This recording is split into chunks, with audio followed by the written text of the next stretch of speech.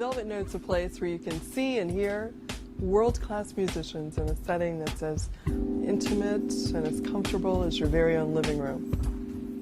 What we try to do here is bring down the wall that often exists between artists and audiences. We give you a chance to get to know the artist. You're always guaranteed a chance to meet the artist. And we also want you to hear the music the way that it was meant to be heard. We have the best jazz performers in the world who perform here. Grammy winners, people who are legends in the jazz field. And all you have to do is go right down the street. Here, you're able to see them, and they're right in front of you. They're an arm's length away from you. It's like they're performing a private concert for you and the people you love. It's a once-in-a-lifetime experience.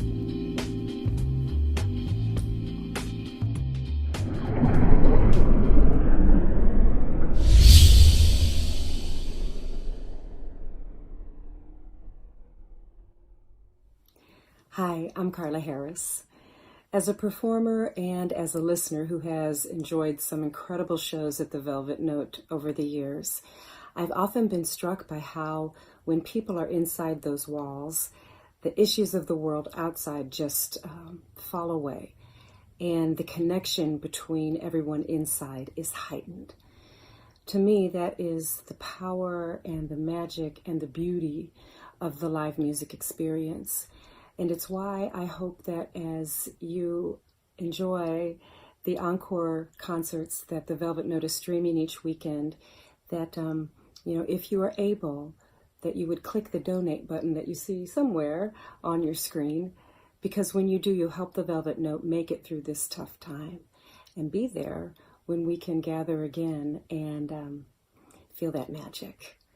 So thanks for helping Tamara keep the stage lights and the twinkle lights on. Thank you, and I hope you enjoy the music. All we need is love and music, and a little chocolate now and then doesn't hurt. Please help us bring these performances into your home without charging a fee. Donate at thevelvetnote.com. Donate. Hi, I'm Tamara Fuller, owner of the Velvet Note, and we welcome you to another magical evening of music in our virtual club. Before we get started, let me introduce the band.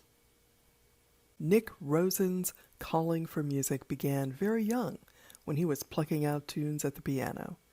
Over the years, he's toured with Russell Gunn, Dion Ferris, Colonel Bruce Hampton, Liz Brasher, and the Magpie Salute. In early 2018, he joined the Shadowboxers on their tour opening for Justin Timberlake. Nick has accompanied legends such as Jennifer Holliday, Roy Ayers, and Nathan East, and has appeared on albums by Curtis Fuller, soul artists Donnie and Julie Dexter, as well as newcomers like Faye Webster. He received a Bachelor of Arts in Jazz Studies from Florida State University, where his seminal piano instructors were Bill Peterson and Marcus Roberts. In early 2015, his album Step Into the Light was released on Rope-A-Dope Records. The album features artists Oteil Burbridge, Saunders Sermons, Terrion Gully, and Daryl Reeves. John Sanford is a jazz tenor saxophonist who has landed in Atlanta, Georgia after spending portions of his career in Chicago, Illinois, Long Island, New York, and Buffalo, New York. After receiving his degree from Northwestern University in Evanston, Illinois, John was an active presence on the Chicago music scene, performing with many of Chicago's great jazz musicians, including George Flutis, Jody Christian, Jeff Parker, and many others. While in Chicago, he became a member of the critically acclaimed Sony recording artist Mighty Blue Kings, appearing on the Mighty Blue Kings Sony release live from Chicago, as well as the independent releases, a Christmas album, and a Live in the City. With Mighty Blue Kings, John has toured extensively in the United States and Europe, sharing bills with B.B. King, Ray Charles, Diana Krall, Tony Bennett, Buddy Guy, and many others. Kevin Smith was exposed to music at a young age, growing up in some of Atlanta's historical black Baptist churches. Being exposed to the culture's hymnody, Negro spirituals, country blues, and gospel music would set the foundation for a successful music career. In his senior year of high school, he won his Grammy Award for his project with local hip-hop group Outkast. After finishing high school, Kevin was accepted into Florida State University and received a scholarship to be placed in the School of Music's String Performance program. Here, he studied classical Baroque contrabass with Melanie Punter from the Orchestra of St. Luke's and Atlanta Baroque Orchestra, and was under the direction of Maestro Dr. Alex Jimenez from the University Symphony. He was also accepted into the Jazz Studies departments, where he studied jazz bass with Rodney Jordan. He also studied and performed with department head Leon Anderson Jr., Marcus Roberts, Wynton Marsalis, Scotty Barnhart from the Count Basie Orchestra and the Duke Ellington Orchestra, Inga Swearengin, and Dr. John Parks. Kevin also held a chair in the Tallahassee Symphony Orchestra and has played in the Columbus Symphony, Albany Symphony, and Dothan Opera Orchestras. Born in Jacksonville, Florida, Justin Varnes began studying music at 10 on the trumpet. His father, an avid jazz listener, exposed him to Stan Kenton, Nat King Cole, and Errol Garner. After attending Douglas Anderson School of the Arts on trumpet, Justin then switched to the drum set and studied music at the University of North Florida, where he graduated with degrees in jazz studies and percussion. Justin relocated to New York City, where he continued to study at the New School and studied privately with Jojo Mayer. In New York, Justin began touring with Phoebe Snow, with whom he performed on the Roseanne Barr Show, as well as National Public Radio's World Cafe, where he would later perform with the pop music band Five for Fighting.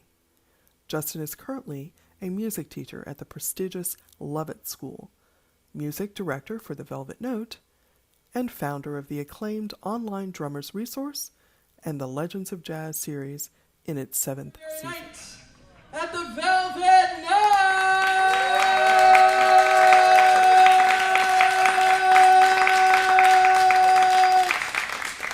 Woo! It looks like friends in here. Thank you so much for coming out on a Sunday. I'm gonna skip over most of the prerequisites for this class. But here's what I want you to know. 79.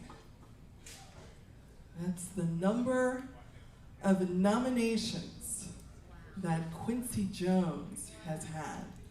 More than any other human being on earth ever. Grammy nominations. I know. What was his very special middle name? Who was his childhood friend who had such a big impact on him? Why do I own many of his albums? These questions will be answered tonight, and I can't think of a better person to lead us through both the actual and musical narrative than Justin Varnes. Yeah.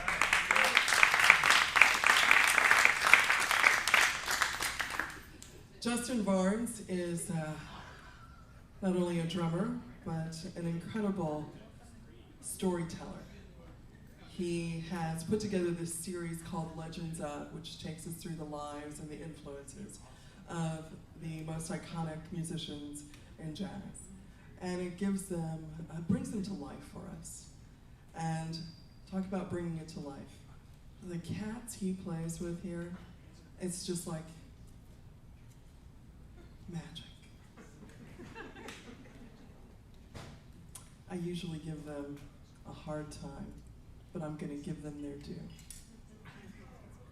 I know, they're laughing back there. I can't believe what happened. I'm going to give them a high five again. I know I'm telling you. the combination of the Justin Varnes Quartet and the music of Quincy Jones is a rare opportunity, and I'm so happy that we can host it tonight with you. Put your hands together for the Justin Varnes Quartet doing the music of Quincy Jones!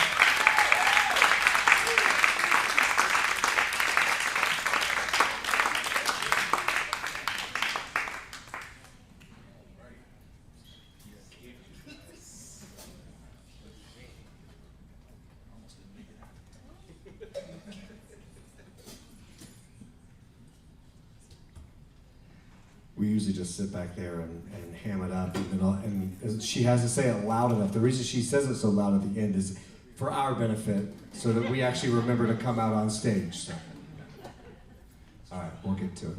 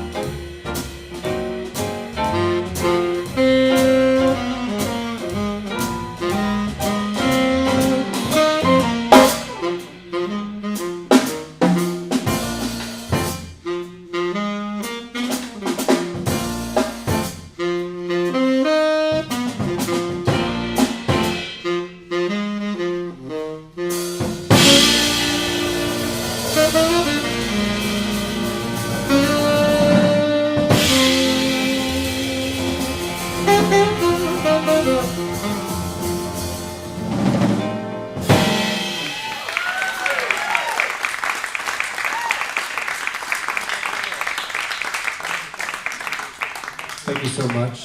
Good evening and welcome to the Velvet Note. Before I go any further, I've actually been traveling a whole bunch this summer, playing with a whole bunch of great musicians, and this is, I got home basically this afternoon and rushed over here quickly to do this, and I just want to say I've played with a ton of musicians over the past 3 or 4 months, and I cannot be happier to be back home playing with these guys. Right. It's easily my favorite band to play with. Not so much so that they're going to get a raise, but right up to that point where they're earning every dollar. As always, joining us on tenor saxophone, Mr. John Sanford.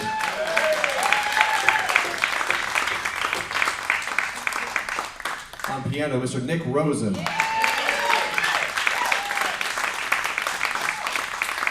And on bass, Kevin Smith.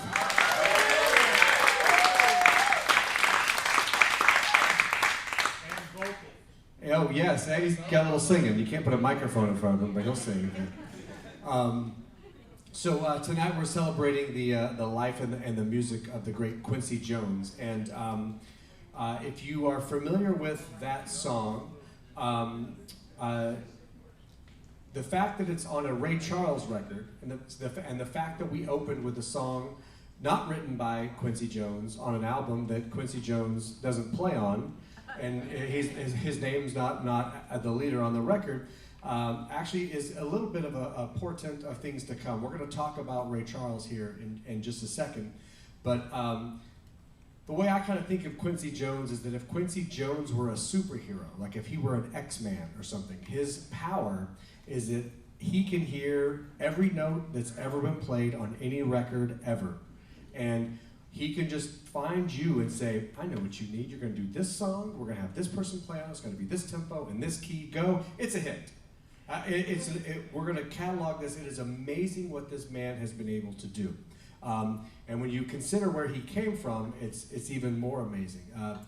Quincy was born in Chicago in the 30s, and he was he had about as rough of a childhood as you could have because he grew up in probably the worst part of Chicago. The entire section was overrun by gangs. He has a story that when he was 7 years old, he, unbeknownst to him, was walking and basically walked down the wrong street. And he was grabbed by these gang members, and they held his hand to a fence, and they stuck a pocket knife through his hand to keep him there. And then they took an ice pick to his temple. He still has the scar right there in his temple. And he grew up trying, in that rough life, trying to just survive, and he got mixed up in it a little bit. And then some people that his friends and family were running with, he calls them the Jones Boys, and I still can't figure out if this means that that's named after his family or not. It's a little confusing, but I can tell you this. The Jones Boys were making a lot of money, and that angered a gentleman by the name of Al Capone, and Al ran them out of town. He sent them all to Mexico, but before they could get to Quincy's dad, Quincy grabbed him and his brothers, and they all hopped basically a Greyhound to the Pacific Northwest. And there they relocated, and Quincy's dad got a job. This is basically during World War II, and he got a job in the Navy shipyards right outside of Seattle. So this is where Quincy had his formative years, was in Seattle. He picked up the trumpet, started writing and composing, and started trying to get a few gigs. So he's in Seattle, and he's playing some gigs, and to hear him tell it, basically there was this band that was put together. Andrew, do you hear that feedback? But I can just hear it or not. They had a band in Seattle, and they played from 7 to 10 at one spot, and they would run over and play from 10 to 1 o'clock in the morning at another spot, and then after that, all the bands around town would end up at the Elks Lodge to just play bebop or whatever they could think of. And it was there that he met a blind kid who was 2 years older than him. He was 14 at the time, and he met Ray Charles, who was 16 at the time. And they became thick as thieves, and they started writing music together and getting on these gigs together, and that formed a very long-lasting friendship, which we'll delve into a little bit later. But that's why we started with that tune, Moanin'.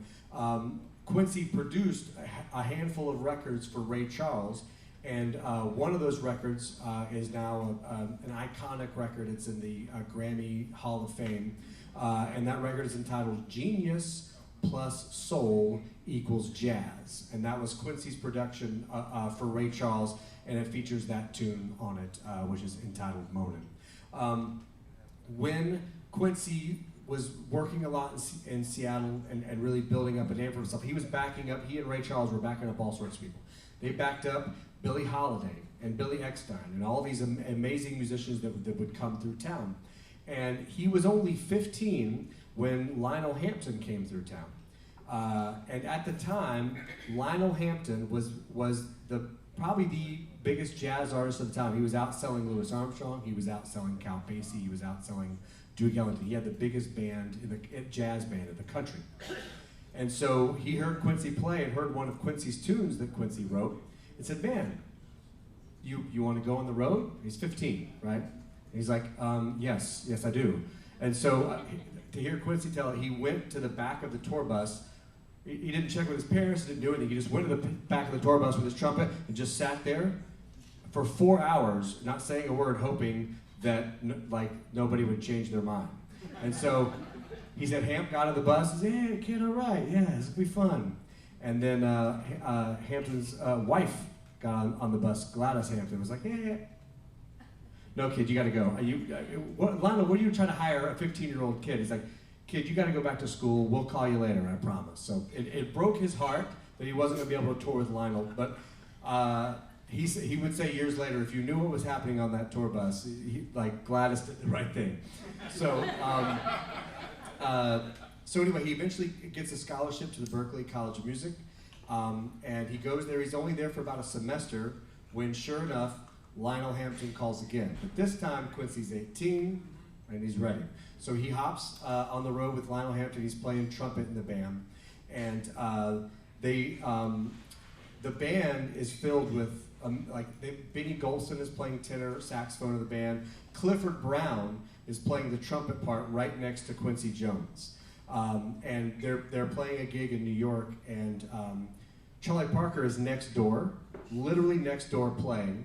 And on Charlie Parker's breaks, he's walking over to Lionel Hampton's band and sitting in on second tenor saxophone just to practice his reading. So here's Quincy playing trumpet, and like Clifford Brown and Charlie Parker and Lionel Hampton, and he kind of has this revelation like, man, like I'm never going to be that good. Like I've got to figure out some other way to make a living because I can't play trumpet like Clifford Brown. Can't play like any of the guys. So he starts focusing on his writing and arranging career. And when he started to do that, he got work with the CBS Orchestra, and he was able to back up a very young 21-year-old rhythm and blues guy by the name of Elvis Presley. So on those like early Elvis Presley's just getting on television, Quincy Jones is in that band.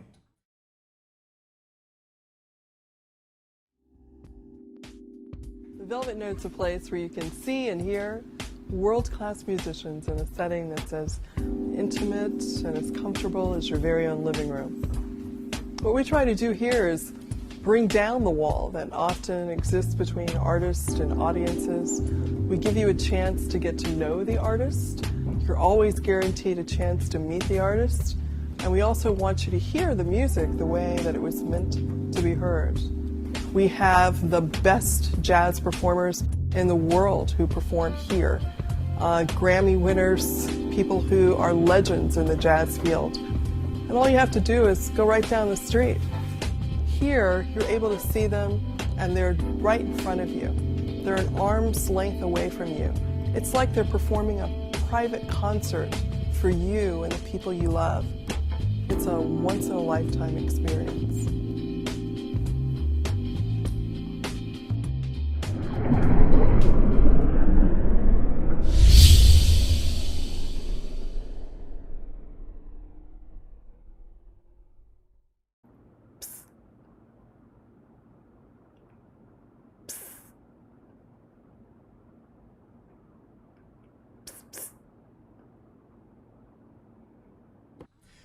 And that's where he first got to meet Elvis Presley. But beyond that, he's building up his career. Now we're into the mid 50s. He's 20-something years old, and he's getting known for arrangements. He's working with Dinah Washington, and he's working with Ella Fitzgerald and some big names. Then all of a sudden, out of the blue, he gets a phone call from Grace Kelly's office. If you all know the actress Grace Kelly. At this point, she was married to the Prince of Monaco, so she was Princess Grace. And Princess Grace wanted Frank Sinatra to come sing at some huge party in Monaco. And so, they called Quincy Jones to put the band together. And as Quincy said, you don't ask Frank Sinatra if you can work with him. He just calls you or he doesn't. So he got the call. They went there and they did the gig, and he was like super excited. He said, all Frank said to me was, hey, good job, kid. That was it. The only words he said. 6 years later, the phone rings again, and it's Frank Sinatra again. And he said he answered the phone, and Frank said, hey, Q. It's the first time anybody had ever called him Q, and that's how he got his nickname of Q. That's just what Frank decided to call him on that one phone call. He said, hey man, I'm thinking about doing a record with Count Basie. Do you want to write all the arrangements and produce it? And he said, apparently his literal quote was, Is the Pope Catholic? Yes, I want to do this. When and where? So Frank Sinatra was shooting a movie at the time, and he flew Quincy out. They talked about it, and then they hit the studio the next week. And apparently Frank invited all the extras from the movie to the recording session as like a thank you for all the work they did. Who knows what an iconic record this was going to end up being. We're going to play the first track off of that record. The record is entitled It Might As Well Be Swing. And we're going to do the first track. This is Quincy Jones picked the tempo, arranged it, did the whole 9 yards. And this is the very classic made famous by Frank Sinatra, Fly Me to the Moon.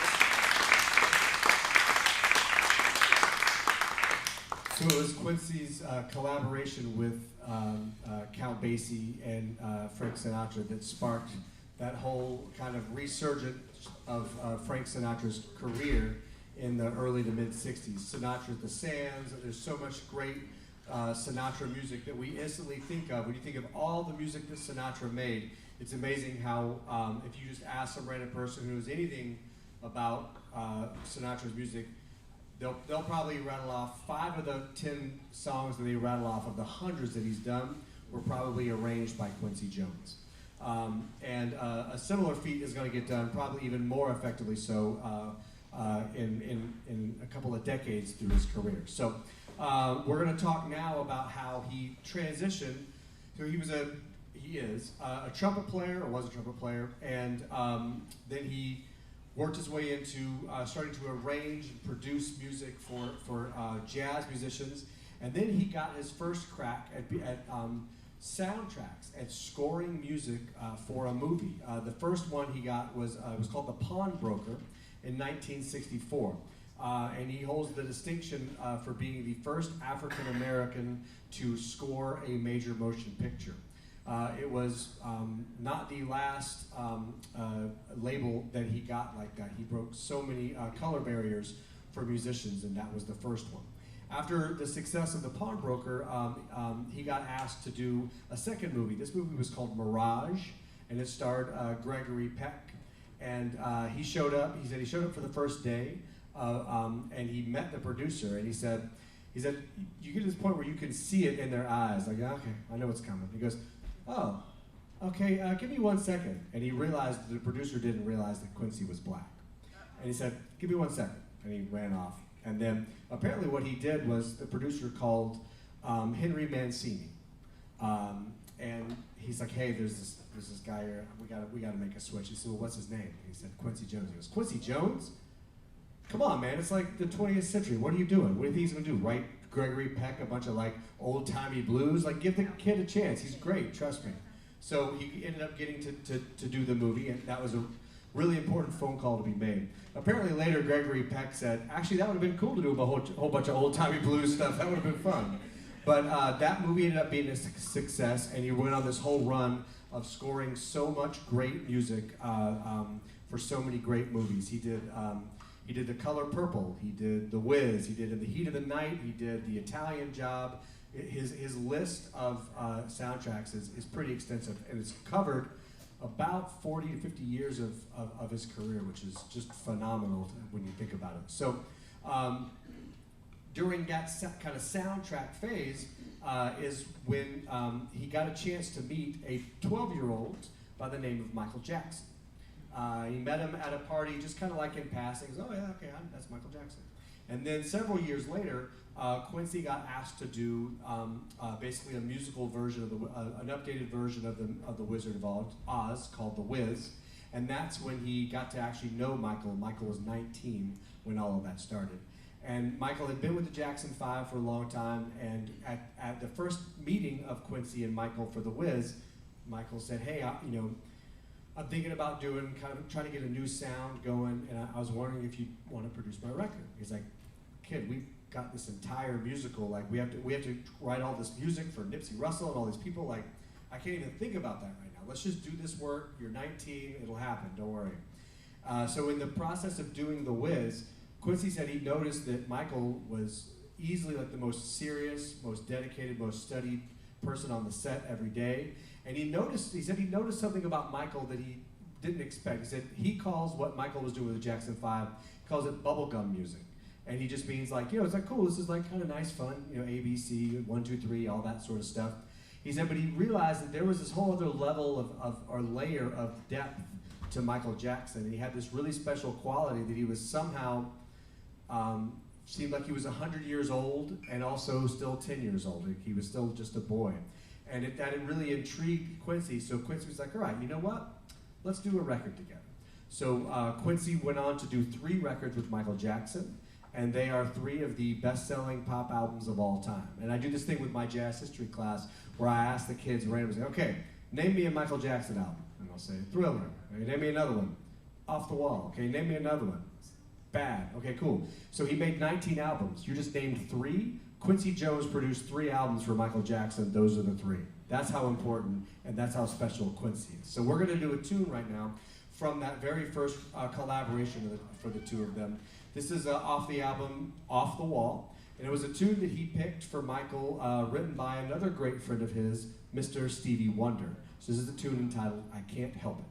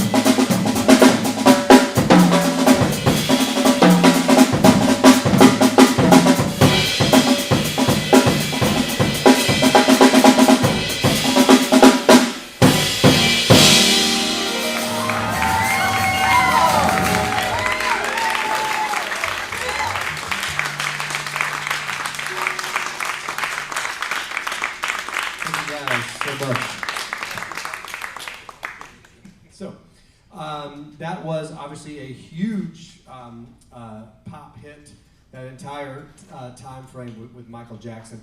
Thriller sold 110 million copies and counting. Off the Wall sold I think 20 million, which at the time was, that in of itself was a huge jump, including for someone like Michael Jackson. But that wasn't Quincy's only foray into pop music. As a matter of fact, it wasn't even his first. Several years earlier, almost a decade and a half earlier, when I spoke before about how Quincy was the first African American to score a major motion picture. He was also the first African American to become vice president of a record label. He became vice president of the record label Mercury, and his main role was to take incredible jazz artists like Ray Charles and Dinah Washington and Ella Fitzgerald and all these, and bring them in. And he was doing these amazing recordings with them, huge 55-piece orchestras and just all these really lush sounds, and making these incredible jazz records. And while he was there started to build up a little bit of resentment from some of the other record producers and some of the people around who were calling Quincy Jones the budget buster. Because although he was making these amazing records and spending tons and tons of money on these lavish, string arrangements and etc., even back then jazz wasn't selling all that well, and they were still a label driven by pop. And some of this kind of got back to Quincy, and he was at a meeting, and he said, like, I don't want to tell you guys, like, pop is easy. It's and they were like, oh yeah, it sounds easy, huh? Sure, do it. Just go ahead, make a pop record. He says, okay. So they sat down, and the next time they had a group of artists, like young artists they were listening to and trying to develop, he heard this singer. He's like, she had a really special sounding voice. She sang in tune. I said, I could work with that. He's like, yeah, I'm gonna take this lady and see what I can do. And so he took the lady. Her name was Leslie Gore, and the first song they created was "It's My Party." And it went to #1, sold over 1 million copies, and Quincy said, I told you it was easy, and I could do this all day long. So they shut up after that. And he did 3 more songs for Leslie Gore, and all 3 have sold 1 million copies and topped the charts. So he's like, yeah, okay. Anyway, I'm gonna go back to doing this jazz stuff. Let me know if you boys need any more help. So when he got a chance to work with Michael Jackson, he'd already kind of dipped his toe into the pop world. But doing those records with Michael Jackson did a couple things for him. It really got him interested in more popular music. One of the things he did during his time with Michael Jackson is he produced the best-selling single "We Are the World." Right? He put that entire thing together. And wanted to use that as a chance to give back and just think of all the amazing superstars that are on that recording. They shot it, they recorded it and shot the footage all in the same day. There's a big sign above the studio when you walked in. It said, "Check your ego at the door." And he sent things out to everyone saying, whatever you do, don't dress up. He's like, we don't want to be trying to feed the hungry in tuxedos. He's like, just show up and just like, that's why when you look at the video, everybody looks so like laid back. Of course, except for Michael Jackson. He's still just decked out with sunglasses the whole 9 yards. And when I read that, I thought, has Michael Jackson ever owned a pair of jeans? Like, does he have like some dungarees? Did he ever? Probably not, right? So, but anyway, obviously that was a big thing for him as well. But it had been quite a number of years since Quincy decided to put out his own record. So he decided, this is in the late 80s, I think 1989, he decided he wanted to put out another record on his own, and he wanted to try and incorporate pop music again, and that he really had started to get interested in hip hop. And one of Quincy's big things is just kind of like what I was saying earlier about his superpower. He just hears all this music, and it all sounds so relatable to him, and he can just hear, well, let's put a little jazz in there, we'll put a little pop in there, a little R&B in there, a little blues in there, and he mixes it all up, and it just is always great. So he does this on this record. It's called, the record was called Back on the Block. It came out in 1989. It'd been a long time since Quincy put out a record. It immediately went to number 1 on the R&B charts and ended up at number 9 on the top 100 charts. It's an amazing record. It includes Miles Davis is on there, Ice-T is on there, Ray Charles, Ella Fitzgerald's on it, Dizzy Gillespie, Luther Vandross, I have to read this because I can't remember it all, Dionne Warwick, Barry White, Shaka Khan, both Al's, Al Jarreau and Al B. Sure, they're both on that record. George Benson's on the record. The number of people, I mean, Take 6 is on there. It's an amazing record. So we're actually going to do a track off of that record that highlights another interest for Quincy, and again highlights another area of music that he can just hear very clearly and hear how to mix it in with pop and jazz and everything else, and that is his long-standing love affair with Brazilian music. As a matter of fact, he had a hit record in the 1960s. It was called Bossa Nova Big Band was the album, and the tune off there was called Soul Bossa Nova. And if you don't know that title, trust me, you've heard this song. It's been in like 32 television shows. It was in Austin Powers. It's like the main theme in all those Austin Powers movies. Woody Allen used it in a movie. And I know the World Cup literally just got over, but the 1998 FIFA World Cup, the theme song was that tune, Soul Bossa Nova. So he's had a long-standing love affair with that music.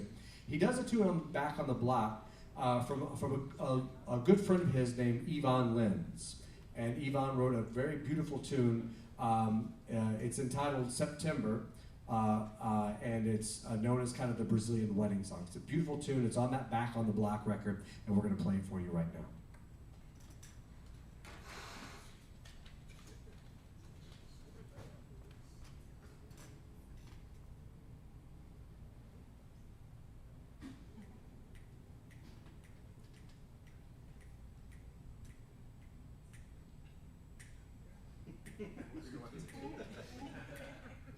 My only job is to count, and I can't. I still can't. One job in this band. Talk and count. I got 2 jobs. Here we go. 1, 2.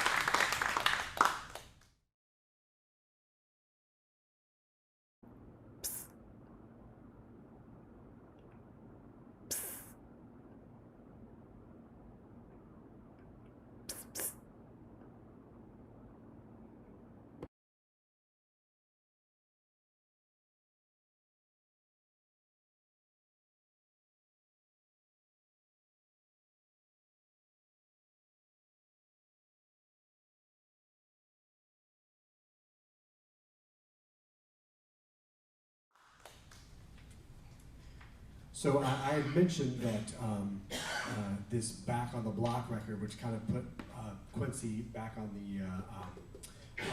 the pop charts and kind of back in that pop mindset. And again, here he is.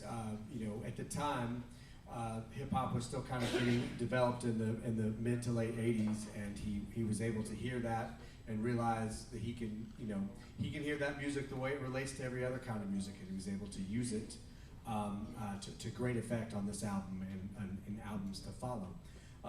But I mentioned that on this record he did a track, actually for those of you who were here for our Weather Report tribute last time, we closed with their classic tune Birdland. On that Back on the Block record, he does a version of Birdland, and that's really where we hear Miles Davis and Dizzy Gillespie and Ella Fitzgerald and Sarah Vaughan. They're all on James Moody. They're all on that Birdland track. What's kind of amazing about it is that Miles and Dizzy and Ella, they were all only a couple of years away from leaving us. So it was fortuitous that we got one last good shot of all of them kind of hanging out and jamming together on that album.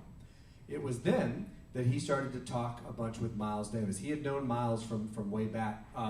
And during the 70s, Quincy started bugging Miles about, hey man, listen, it's cool the stuff that you're doing, but would it be cool to do that that Gil Evans stuff, which is like nice laid back, you're playing all pretty and all that sort of stuff. And Miles wasn't interested in that, and he bugged Miles about that for as long as he could, until finally, during this recording session, he bugged him long enough that Miles said, okay, all right, I'll do that. To this point, Miles had not played what we would think of as traditional jazz. I mean, not even a couple of notes worth, since probably 1964, maybe, right? So, and everybody had been hoping that although they loved what Miles was doing, just to hear Miles do that one more time. And it was finally Quincy Jones who convinced him to do so.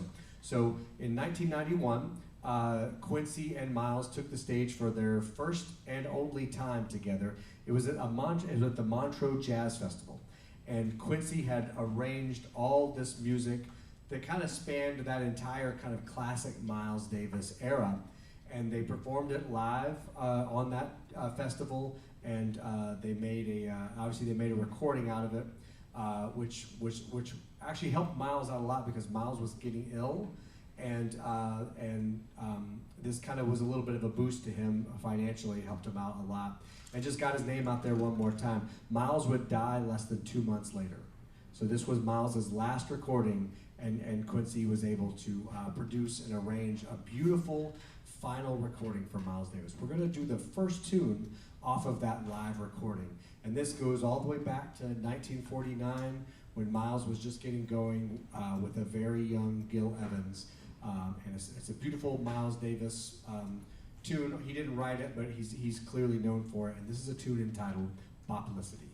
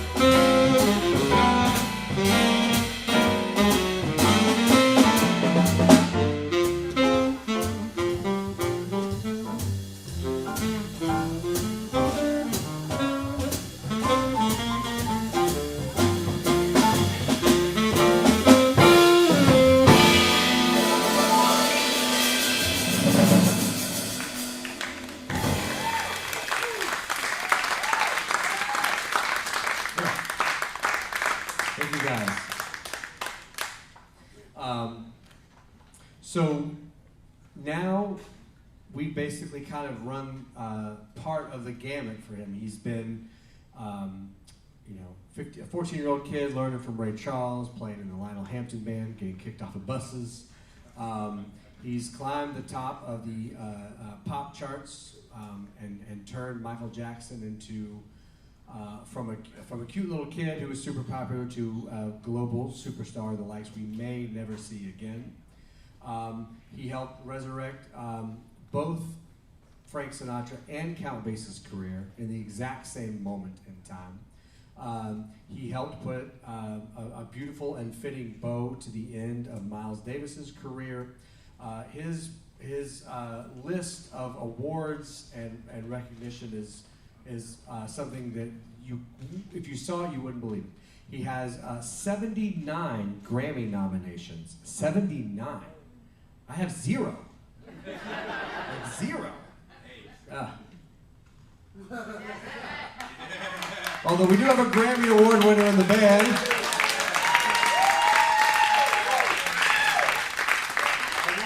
We got one. All right. So if we're like a team, then I'm gonna say that's kind of like my one. Like we got one. We got one. And I did a lot for that. It's hard work. It's hard work. So, but he got 79 Grammy nominations, which and he won so far. He's won 27 Grammys. That is second most all time in both of those categories. That's it, yeah. So he was nominated for 7 Oscars. He's won a Tony. He's won an Emmy. I mean, anything remotely like that in American popular culture, you can guarantee that Quincy Jones has had a hand in it. He's had a hand in almost every style of American popular music, and he's been doing it with such great success for such a long time. He's still doing it. I mentioned before, I said he used to play trumpet. For those of you that didn't know, several years ago, Quincy had an aneurysm, and the music world thought they had lost Quincy, to the point that there was actually a memorial service set up for Quincy, and then he pulled out at the last minute. So luckily he's been going strong ever since. However, one of the things the doctor told us is, you're done playing trumpet. You just can't risk it. So he doesn't play trumpet anymore, but he's still actively involved in so much stuff, so much great social activism that he's doing. He's also mentoring the likes of Kendrick Lamar and Jacob Collier, and still producing tons and tons of great projects. And he released a record not too long ago. The dude's in his mid-80s and he's still pumping, which is awesome. Justin? Yes, ma'am. So you're contradicting me. I'd like to know who has more Grammy nominations than Quincy Jones? Arturo Toscanini. Arturo Toscanini was the conductor of the Cincinnati Orchestra. Well, anyway, the orchestra that Arturo Toscanini conducted did scores for things like the Fantasia for Disney, but those were some of the best-selling records of all time, mainly because that orchestra was recorded long before, recording orchestras was a thing, at least in America. And since Arturo Toscanini was one of the few folks that ended up in the category every year, just won a lot of Grammys. Okay, that doesn't count. True story. I have to refer to our resident Grammy experts on such things. Any Grammy questions you have, direct it to Professor Grammyton over here. So, but definitely in popular music, in American popular music, he's by far outlapped every popular person you think of. The only person who comes close, I think, is John Williams, who's got quite a few Grammys himself. But Berkeley, he went to college. Obviously, he only went to Berkeley for about a semester and a half, but Berkeley College of Music ranks him as the most successful alumnus of that incredibly esteemed university. He's got tons of humanitarian awards and lifetime achievement awards, and He went to school for a semester and a half, and he has like 7 doctorates. I'm not kidding. I don't know how that works. I still don't have one. So, anyone that is, he was also, when I said he developed a long-standing relationship with Frank Sinatra, they really were thick as thieves until the day Frank Sinatra died. As a matter of fact, Quincy has Frank Sinatra's legendary Italian crested ring that he wears. He says anytime he goes to Italy, when he hops off the plane to the airport, he doesn't have to pay for a thing, doesn't have to. He's taken care of for the rest of his life every time he goes to Italy because of that ring. So he had, anyone who's been that close to and that successful with everyone from Frank Sinatra, Michael Jackson, Ray Charles, Count Basie, Duke Ellington, Ice-T, Elvis Presley, Miles Davis, even Will Smith. I mean, the reason I wanted to do something special for Quincy Jones is because we spent a lot of time up here talking about the instrumentalists, how fast they can play, how many notes they can play, all that sort of stuff. But there are so many people involved in making American popular music that I wanted to shine a light on somebody who might not be known as an amazing trumpet player, but has done more for this great music than literally almost anyone. And who knew that it was all because of Al Capone? I didn't see that one coming. I really did not see that one coming. So speaking of Will Smith and soundtracks, we're gonna close this evening out with one of my favorite Quincy Jones tunes of all time. That's part of a soundtrack. I was trying to convince John to do the Fresh Prince of Bel-Air. That's a Quincy Jones tune. He was that close, but he decided he would not rap for me. So I know. Next time, right? Okay. So instead, we're going to do a tune that was written originally. The entitled was "The Street Beater," but this one we're going to dedicate to John Sanford and his boy. It's called the theme from Sanford and Son. So we're going to close the evening with that. Please give it up for Mr. John Sanford on the tenor saxophone, Mr. Nick Rosen on the piano, Mr. Kevin Smith, Grammy Award-winning Kevin Smith on the bass. Yeah, and vocals, right. And my name is Justin Varnes. Thank you guys so much for sticking around with us this evening. Next month, we're going to profile the music of the great Freddie Hubbard, but for now, let's do a little Sanford and Son.